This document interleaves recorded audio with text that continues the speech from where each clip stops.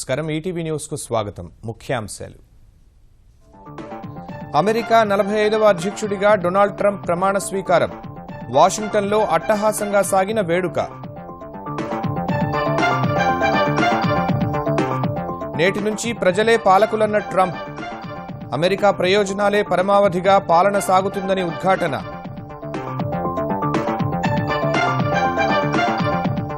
H-1B visa నిబంధనలు మరింత కఠినతరం అమెరికాలో విద్యనభ్యసించిన విదేశీయులకే తొలి ప్రాధాన్యత బిల్లును ప్రవేశపెట్టనున్న సెనేటర్లు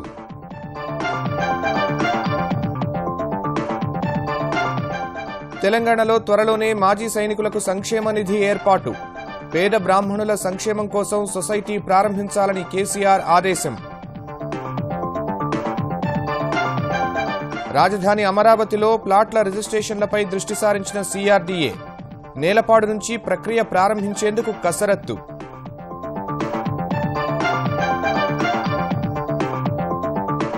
దావోస్లో ముగిసిన చంద్రబాబు పర్యటన నేడు ఐరోపాలో తెలుగు ప్రజల సమావేశంలో పాల్గొననున్న ఏపీ సీఎం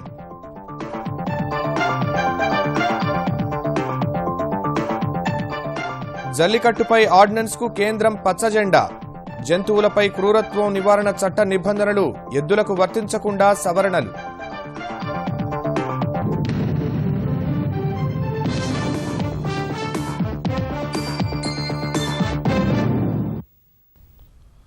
అగ్రరాజ్యంలో ట్రంప్ శకం ఆరంభమైంది వాషింగ్టన్లో అమెరికా 45వ అధ్యక్షుడిగా డొనాల్డ్ ట్రంప్ ప్రమాణ స్వీకారం అట్టహాసంగా సాగింది నేటి నుంచి ప్రజలే పాలకులని వ్యాఖ్యానించిన ట్రంప్ అమెరికాయే ముందు అనే పాలనా మంత్రంతో తమ ప్రభుత్వం ముందుకు వెళుతుందని ఉద్ఘాటించారు ఇస్లామిక్ ఉగ్రవాదాన్ని ఈ భూగోళం నుంచి సమూలంగా నిర్మూలించేలా ప్రపంచం మొత్తాన్ని ఏకం చేద్దామన్నారు అగ్రరాజ్యంలో రిపబ్లికన్లు డెమోక్రట్ల మధ్య హోరాహోరీ జరిగిన అధ్యక్ష ఎన్నికల ప్రక్రియ అధికార మార్పిడితో సంపూర్ణమైంది గతేడాది జరిగిన ఎన్నికల్లో సంచలన విజయం సాధించిన డొనాల్డ్ ట్రంప్ అమెరికా 45వ అధ్యక్షుడిగా ప్రమాణ స్వీకారం చేశారు వాషింగ్టన్లోని శ్వేతసౌధం వద్ద అమెరికా సర్వోన్నత న్యాయస్థానం ప్రధాన న్యాయమూర్తి జాన్ రాబర్ట్స్ ట్రంప్తో ప్రమాణం చేయించారు ఈ కార్యక్రమానికి ట్రంప్ కుటుంబ సభ్యులు సహా ఎంతో మంది ప్రముఖులు వేలాది మంది ప్రజలు హాజరయ్యారు Do solemnly swear that I will faithfully execute the office of President of the United States and will to the best of my ability preserve, protect and defend the Constitution of the United States. So help me God. ప్రమాణ స్వీకారం చేసిన వెంటనే America అధ్యక్ష హోదాలో దేశ ప్రజలను ఉద్దేశించి ప్రసంగించిన Trump America పునర్నిర్మాణంలో భాగస్వామ్యం కావాలని ప్రజలకు పిలుపునిచ్చారు We are transferring power from Washington DC and giving it back to you, the people. That all changes starting right here and right now because this moment is your moment, it belongs to you. This is your day. This is your celebration. Our government is controlled by the people. January 20th, 2017 will be remembered as the day the people became the rulers of this nation again. ఇకపై తమకు అమెరికానే అగ్ర ప్రాధాన్యమైన Trump ముందు America తర్వాతే అన్ని అనే విధంగా తమ పరిపాలన ఉంటుందన్నారు. From this day forward, it's going to be only America first. America first. Every decision on trade, on taxes, on immigration, on foreign affairs will be made to benefit American workers and American families. I will fight for you with every breath in my body, and I will never, ever let you down. America will start winning again, winning like never before. We'll bring back our jobs. We will bring back our borders. We will bring back our wealth. And we will bring back our dreams. Rebuilding our country with American hands and American labor. We will follow two simple rules. Buy American and hire American. ప్రపంచ దేశాలన్నింటికీ స్నేహహస్తం అందివ్వాలన్న Trump ఏ దేశంపైనా America సంస్కృతిని రుద్దబోమన్నారు. ఉమ్మడి శత్రువైన ఉగ్రవాదం పేచమణిచేందుకు కలిసి కృషి చేస్తామని స్పష్టం చేశారు. We will seek friendship and goodwill with the nations of the world. We do not seek to impose our way of life on anyone, but rather to let it shine as an example. We will shine for everyone to follow. We will reinforce old alliances and form new ones and unite the civilized world against radical Islamic terrorism, which we will eradicate completely from the face of the earth. Trump కంటే ముందు America ఉపాధ్యక్షుడిగా Mike Pence ప్రమాణం చేశారు. అంతకుముందు ప్రమాణ స్వీకారోత్సవం కోసం శ్వేత సౌధానికి వచ్చిన Trump దంపతులకు బరాక్ ఒబామా దంపతులు సాదర స్వాగతం పలికారు. డొనాల్డ్ను, మెలానియాను ఆత్మీయంగా పలకరించిన ఒబామా, మిషెల్ వారిని అధ్యక్ష భవనం లోపలకు తీసుకెళ్లి తేనీటి విందు ఇచ్చారు. అమెరికా నూతన అధ్యక్షుడిగా ప్రమాణ స్వీకారం చేసిన డొనాల్డ్ ట్రంప్నకు భారత రాష్ట్రపతి ప్రణబ్ ముఖర్జీ, ప్రధాని నరేంద్ర మోదీ అభినందనలు తెలిపారు. భారత్ అమెరికా సంబంధాలను ట్రంప్తో కలిసి మరింత బలోపేతం చేసేందుకు ఎదురు చూస్తున్నట్లు ప్రధాని తెలిపారు. భారత్ అమెరికా భాగస్వామ్యం ఉమ్మడి ఆకాంక్షలు, విలువల్లోనే ఉందని అన్నారు. ట్రంప్ దంపతులను భారత పర్యటనకు ఆహ్వానించేందుకు ఎదురు చూస్తున్నామని ప్రణబ్ అన్నారు.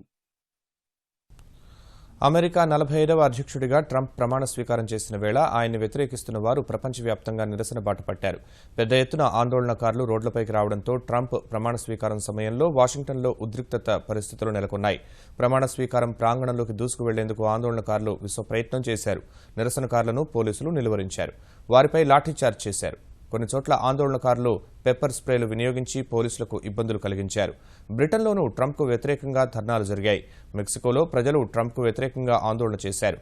అమెరికా రాయబార కార్యాలయం వద్ద గుమిగూడి నిరసన ప్రదర్శన చేపట్టారు. జర్మనీలోనూ ట్రంప్నకు వ్యతిరేకంగా నిరసనలు జరిగాయి.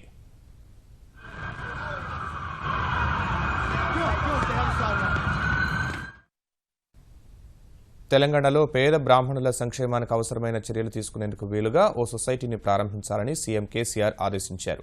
ప్రగతి భవన్లో శుక్రవారం బ్రాహ్మణ సంక్షేమ కార్యక్రమాల కోసం తీసుకోవాల్సిన చర్యలపై సమీక్షించిన కేసీఆర్ బ్రాహ్మణ సదన్ కోసం ఇప్పటికే స్థలం కేటాయించినందున భవన నిర్మాణం కూడా ప్రారంభించాలని ఆదేశించారు. బ్రాహ్మణుల సంక్షేమ నిధికి ప్రభుత్వం ఇప్పటికే 100 కోట్లు కేటాయించిందని తెలిపారు. ఇతర ప్రాంతాల నుంచి వచ్చే బ్రాహ్మణులకు బ్రాహ్మణ సదన్లో ఆశ్రయం కల్పించే వెసులుబాటు ఉండాలన్నారు. పేద బ్రాహ్మణులు చదువుకునేందుకు అనువైన వాతావరణం కల్పించాలన్నారు. దేశం కోసం పోరాడిన మాజీ సైనికుల సంక్షేమానికి తెలంగాణ ప్రభుత్వం కట్టుబడి ఉందని, వారి కోసం త్వరలోనే పెద్ద ఎత్తున సంక్షేమ నిధి ఏర్పాటు చేస్తామని ముఖ్యమంత్రి కేసీఆర్ తెలిపారు. రాజ్యసభ సభ్యుడు కెప్టెన్ లక్ష్మీకాంతారావు నేతృత్వంలో పలువురు మాజీ సైనికులు ప్రగతి భవన్లో సీఎంను కలిశారు. గతంలో ఏ రాష్ట్ర ప్రభుత్వమూ చేపట్టిన సంక్షేమ చర్యలను తెరాస ప్రభుత్వం తీసుకోవడం పట్ల మాజీ సైనికులు హర్షం వ్యక్తం చేశారు. కేసీఆర్ నిర్ణయం వల్ల సభ్య సమాజంలో గౌరవ మర్యాదలు పెరిగాయని వ్యాఖ్యానించారు. ఆర్టిలరీ నమూనా గన్ను మాజీ సైనికుల సంక్షేమ సంఘం నేతలు ముఖ్యమంత్రికి అందించారు. నవ్యాంధ్ర రాజధాని అమరావతిలో భూములిచ్చిన రైతులకు ప్లాట్ల కేటాయింపును దాదాపు పూర్తి చేసిన సీఆర్డీఏ రిజిస్ట్రేషన్లకు సిద్దమవుతోంది. రాజధాని పరిధిలోని 29 గ్రామాల్లో 20కి పైగా గ్రామాల్లో రైతులకు ప్లాట్ల పంపిణీ పూర్తి చేసి సీఆర్డీఏ వాటి రిజిస్ట్రేషన్ ప్రక్రియను చేపట్టనుంది. 27,000 మంది రైతులు తమ భూములను భూ సమీకరణ కింద సీఆర్డీఏకు అప్పగించగా వీరికి ఇప్పటికే 44,000 ప్లాట్లను లాటరీ పద్ధతిలో కేటాయించారు. రాజధాని రిజిస్ట్రేషన్లను దృష్టిలో ఉంచుకుని ప్రత్యేకంగా ఈ ప్రాంతంలో 4 సబ్ రిజిస్ట్రార్ కార్యాలయాలు ఏర్పాటు చేసేందుకు ఆంధ్రప్రదేశ్ ప్రభుత్వం గతంలో జీవో ఇచ్చింది. రాజధాని ప్రాంత రైతులకు స్టాంప్ డ్యూటీ, రిజిస్ట్రేషన్ రుసుములను మినహాయించారు. రిజిస్ట్రేషన్కు సంబంధించి ప్రభుత్వం తరపున ప్రక్రియ అంతా పూర్తయిందని, త్వరలోనే నేలపాడు నుంచి ప్రారంభిస్తామని సీఆర్డీఏ చెబుతోంది. ప్రధాని నరేంద్ర మోదీ డిజిటల్ ఇండియా నినాదం స్ఫూర్తితో దేశంలోనే ముందుగా ఫైబర్ గ్రిడ్ ప్రాజెక్టు చేపట్టినట్లు ముఖ్యమంత్రి చంద్రబాబు తెలిపారు. దావోస్ పర్యటన ముగించుకున్న సీఎం గత రాత్రి తన బృందంతో జ్యూరిచ్ పయనమయ్యారు. ఇవాళక్కడ యూరోపియన్ తెలుగు ప్రజల సమావేశంలో సీఎం చంద్రబాబు పాల్గొంటారు. ప్రపంచ ఆర్థిక వేదిక సదస్సులో శుక్రవారం ఇంటర్నెట్ ఫర్ ఆల్ అనే అంశంపై ప్రత్యేక చర్చ జరిగింది. తక్కువ వ్యయంతో ఇంటింటికి అంతర్జాలం ఎలా సాధ్యమో ఇందులో చంద్రబాబు వివరించారు. ఆంధ్రప్రదేశ్లో తాము చేపట్టిన ఫైబర్ గ్రిడ్ ప్రాజెక్టుకు కరెంటు స్తంభాలను ఉపయోగించుకోవడం ద్వారా 5,000 కోట్ల రూపాయల ప్రాజెక్టు వ్యయాన్ని 320 కోట్లకు తగ్గించినట్లు వివరించారు. ఒకే కనెక్షన్తో 3 ప్రయోజనాలు పొందే అవకాశాన్ని ప్రజల ముంగిటకు తెచ్చామని సీఎం చెప్పారు. ఇంటింటికి కేవలం $2కే కనెక్షన్లు ఇస్తున్నామని, ఇది తాము సాధించిన ఘనతగా గర్వంగా చెప్పుకుంటామన్నారు. అన్ని స్కూళ్లకు ఇంటర్నెట్ సదుపాయం ద్వారా డిజిటల్ క్లాస్ రూమ్ ఏర్పాటు చేస్తున్నట్లు చెప్పారు. తమ ప్రభుత్వ పరిపాలన అంతా ఆన్లైన్లో ఉందని, వ్యవసాయం, ఆరోగ్యం, విద్య ఇలా అన్ని విభాగాలు క్లౌడ్లో ఉన్నాయని చంద్రబాబు తెలిపారు. భూగర్భ జలాలు, ఉపరితల జలాలు, పింఛన్ల పంపిణీ ఇలా అన్నింటికి సంబంధించి కోడ్ డాష్బోర్డు ద్వారా తాజా వివరాలు తెలుసుకుంటారని చంద్రబాబు అన్నారు. ప్రభుత్వ పాలనలో జవాబుదారీతనం, పారదర్శకత ఇదేనని ముఖ్యమంత్రి అన్నారు. ప్రజా పంపిణీ వ్యవస్థకు తాము పంపిణీ చేసే రేషన్ సవ్యంగా చేరి అక్రమాలకు తావు లేకుండా ఉండేందుకు ఈపోస్ యంత్రాలను ఉపయోగిస్తున్నట్లు ముఖ్యమంత్రి తెలిపారు. భారత్లో ప్రతి పౌరుడికి ఆధార్ ఉందని, వీటి ద్వారానే ప్రజలకు ప్రభుత్వ సేవలు అందించడం సులువైందని చెప్పారు. Internet for all, new vision development for agriculture, పర్యావరణం, జలవనరుల సంరక్షణ అంశాల్లో ఆధునిక సాంకేతికతతో అద్భుతాలు సాధించే అవకాశాలు వచ్చాయని చంద్రబాబు తెలిపారు. తెలంగాణ శాసనసభ సమావేశాలు జరిగిన తీరుపై ప్రతిపక్షాలు చేస్తున్న విమర్శల్లో అర్థం లేదని శాసనసభ వ్యవహారాల మంత్రి హరీష్ రావు మండిపడ్డారు. ప్రతిపక్ష నాయకులతో సహా ప్రతి సభ్యుడు అన్ని చర్చల్లో భాగస్వామ్యులయ్యేలా సభ జరిగిందన్న మంత్రి, సభ జరిగిన తీరుపై సీపీఎం నేత తమ్మినేని వీరభద్రం పచ్చి అబద్దాలు మాట్లాడుతున్నారని ఆక్షేపించారు. ఆ పార్టీ ఎమ్మెల్యే సున్నం రాజయ్యను అడిగి వివరాలు తెలుసుకోవాలన్న హరీష్, ప్రజల ఎజెండాను ముఖ్యమంత్రి కేసీఆర్ అమలు చేస్తున్నందున సీపీఎంకు ఎజెండా లేకుండా పోయిందని ఎద్దేవా చేశారు. ముఖ్యమంత్రి గారు అదే అంగన్వాడీ టీచర్లను పిలుచుకొని సెక్రటరియట్లో మంచిగా అన్నం పెట్టి మీ ఇబ్బంది ఏంది చెప్పండి బిడ్డ అని చెప్పి మాట్లాడి అంగన్వాడీలకు జీతాలు పెంచే వరకు సిపిఎం పార్టీకి ఎజెండా లేకుండా అయిపోయింది. 36 ఏళ్లు ఖమ్మం మున్సిపాలిటీని ఏకచక్రాధిపత్యంగా మీ చేతిలో పెట్టుకుంటే ఆడ టీఆర్ఎస్ దాన్ని బద్దలు కొట్టే వరకు పాపం మీకు మింగుడు పడుతున్నట్టు కనబడతలేదు. పాలేరు ఎలక్షన్ జరిగితే నీ సొంత ఊర్లో నీ సొంత నియోజకవర్గంలో నువ్వు డిపాజిట్కు తనలే పరిస్థితి అయిపోయింది నీ పని. అసలు ఎవరైనా 29, 25, 30 ఏళ్ళలో ఉన్న ఒక యువకుడు మీ పార్టీలో చేరతాడా? ఒకసారి ఆత్మవిమర్శ చేసుకోండి. ఇలాంటి పిచ్చి అబద్ధాలు మాట్లాడబట్టికే, పచ్చి అబద్ధాలు ఈ రకంగా మీరు మాట్లాడబట్టికే మీ పార్టీకి ఎవరు మిగులుతలేరు. తెరాస కార్యకర్తలు ఎన్నాళ్లుగానో ఎదురుచూస్తున్న పార్టీ జిల్లా స్థాయి కమిటీలు, రాష్ట్ర కమిటీలను ఏర్పాటు చేయడంపై అధిష్టానం దృష్టి సారించింది. ఈ నెలాఖరులోగా ఆ ప్రక్రియ పూర్తవుతుందని ఆ పార్టీ ఎమ్మెల్సీ పళ్లా రాజేశ్వరరెడ్డి తెలిపారు. మంచి రోజులు లేకపోవడం, శాసనసభ సమావేశాల కారణంగానే ఈ అంశంలో ఆలస్యం జరిగిందని ఆయన పేర్కొన్నారు. వివిధ ఉప ప్రణాళికల సాయంతో అనేక వర్గాలను ఆదుకుంటోన్న చంద్రబాబు సర్కారు విభిన్న ప్రతిభావంతుల కోసం ప్రత్యేక ఉప ప్రణాళిక రూపొందించేందుకు కసరత్తు చేస్తున్నట్లు ఆంధ్రప్రదేశ్ స్త్రీ శిశు సంక్షేమ మంత్రి పీతల సుజాత తెలిపారు. విభిన్న ప్రతిభావంతులకు ప్రభుత్వ ఉద్యోగాల్లో 4% రిజర్వేషన్ సహా ప్రైవేటు కొలువుల్లో 5% రిజర్వేషన్ కల్పించేందుకు చర్యలు తీసుకుంటున్నామన్నారు.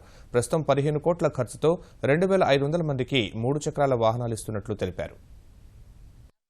వీల్ బైక్స్ నడవలేని వారికి, బ్లైండ్ పీపుల్కి కానివ్వండి, వీళ్ళకి ఆ లిఫ్ట్లు ఏర్పాటు చేయటం, తర్వాత ర్యాంప్స్ అవన్నీ కూడా రైల్వే స్టేషన్లో కానివ్వండి, ఇతరత్ర వాళ్ళు ఎక్కడ వెళ్తారో ఆఫీసులకు వెళ్ళే చోట కానివ్వండి, ఇవన్నీ చోట్ల హాస్పిటల్స్లో కానివ్వండి, ప్రైమ్ సెంటర్స్లో కానివ్వండి, వాళ్ళకి ఆ లిఫ్ట్లు వాటికి సంబంధించి కూడా ప్రభుత్వం చర్యలు తీసుకుంటుంది. వైకాపా అధ్యక్షుడు జగన్ వ్యవహార శైలి, ఆయన వాడే భాష కారణంగానే ఆ పార్టీ కార్యకర్తలు ఆళ్లగడ్డ ఎమ్మెల్యే భూమా అఖిలప్రియపై దాడికి యత్నించారని ఆంధ్రప్రదేశ్ జలవనరుల మంత్రి దేవినేని ఉమ ఆరోపించారు. హైదరాబాద్లో ఉంటూ అప్పుడప్పుడు ఆంధ్రప్రదేశ్ వచ్చే జగన్ అమరావతిలో సభలు పెట్టి రాజధాని నిర్మాణాన్ని అడ్డుకునే కుట్ర పన్నుతున్నారని ఆయన విమర్శించారు. జగన్ చేస్తున్న విమర్శలు చూస్తుంటే దొంగే దొంగ అని అరుస్తున్నట్లుందని దేవినేని ఉమ విజయవాడలో ఎద్దేవా చేశారు. ఎన్ఫోర్స్మెంట్ కేసులు ఒక దొంగను అరుస్తున్నాడు. ఇవాళ బాధాకరం ఏంటంటే కేసుల్లో ఉన్న వ్యక్తి A1 ముద్దాయి 11 కేసుల్లో, సిబిఐ ఈడీ కేసుల్లో ప్రతి శుక్రవారం కూడా జైలుకి వెళ్ళే వ్యక్తి ఇవాళ మమ్మల్ని వచ్చి దొంగ అంటున్నాడు. మా మీద బురజల్లే కార్యక్రమం చేస్తా ఉన్నాం. శ్రీకాకుళం జిల్లా ఉద్దానం ప్రాంతంలో కిడ్నీ సమస్యలపై కేంద్ర వైద్య బృందం అధ్యయనం మొదలుపెట్టింది. శుక్రవారం ఆంధ్రప్రదేశ్ వైద్య ఆరోగ్య శాఖ సంచాలకులు అరుణకుమారి సమక్షంలో శ్రీకాకుళం రిమ్స్లో కేంద్ర బృందం పర్యటించింది. అక్కడ చికిత్స పొందుతున్న కిడ్నీ సమస్యల బాధితులు సహా వైద్యులతో మాట్లాడి కొన్ని వివరాలు సేకరించారు. ఇవాళ ఉద్దానం ప్రాంతంలో పర్యటించనున్నారు. ఏ రంగమైనా పురుషులకు ధీటుగా మహిళలు కూడా చక్కటి ఫలితాలు సాధించగలరని మార్గదర్శి ఎండీ శైలజా కిరణ్ పేర్కొన్నారు. స్టేట్ బ్యాంక్ ఆఫ్ ఇండియా ఆధ్వర్యంలో విశాఖలో శక్తి పేరిట భారత మహిళా ఔత్సాహిక పారిశ్రామికవేత్తల సదస్సుకు అతిథిగా హాజరైన ఆమె తన అనుభవాలు పంచుకున్నారు. ఒత్తిడి ఎదుర్కోవడం సహా మహిళగా తాను సాధించిన విషయాల గురించి వివరించారు.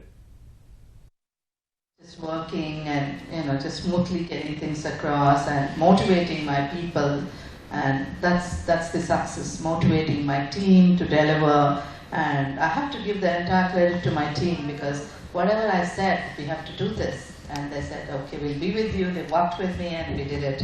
From 300 crores to first target was 500 crores turnover, then it was 1,000 crores turnover, and then on it's like 2,000, 3,000, 5,000, 7,000.